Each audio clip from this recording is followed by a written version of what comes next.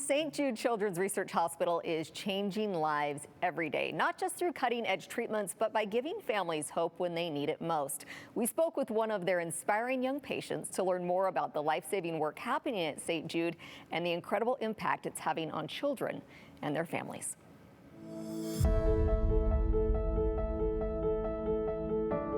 She just started having like flu symptoms, and so we thought she was just sick, but then a week went by and she was still sick and no one else was getting sick, and so took her to the doctor and they didn't find anything wrong, and more weeks went by and her health just kept declining. We went to one doctor after another and finally ended up early one morning in the ER of our pediatric hospital. Doctor came in and asked if she could talk to me and pulled me into this other little room with couches in it and no medical equipment, and let me know that they had found a mass in her brain.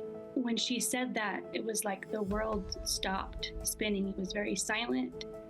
I just kind of stared at the floor for a little while and tried to process, because all she said was, "We found a mass." And in my head, I was trying to, does that mean a tumor? And if it's a tumor, does that mean my child has cancer? And it was so unfathomable that it took me a long time to even come up with questions to ask. And then early the next morning, she had brain surgery, and it was successful in removing the tumor. But shortly after, we met with an oncologist that let us know that without further treatment, 100% of the time this cancer returns. And so treatment was absolutely necessary. And they let us know that they could treat her there at our hospital in Utah, but there was a new kind of radiation available only at St. Jude Hospital in Tennessee that would give her a better quality of life. It was less damaging, and asked if we were interested. And 100% yes. Yes, please. When you roll onto that campus, there is this like glow of hope and we've got you, we're going to take care of you, that I have never felt anywhere else in the world. I can imagine as a parent, that had to have been, oh, I'm tearing up. That had to have been so reassuring, right? Up to that point, all of the news is scary and bad news. And we arrived there and they had so much good news. So after those 3 months that we stayed, we came home for a 2-week break and then went back for 8 months.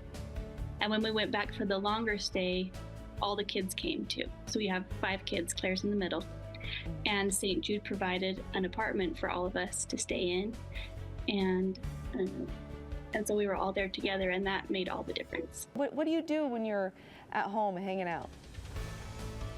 I love baking. You like to bake? I just learned how to make macarons. You can make macarons? Those are hard. Those are like really hard, having the right timing and making sure. That's awesome. She's been working on it for weeks. And she's really good. Now you return, right? Like once a year. I imagine for checkups, right? Some screening. Is there something that you look forward to at the hospital that you're like, oh, so good to see this? Or it's comforting for you when you go there? The people there. So what's next for you guys? What do you have planned? Well, we actually sold our house a couple years ago and moved into a motorhome and toured around the country for a while because life's too short.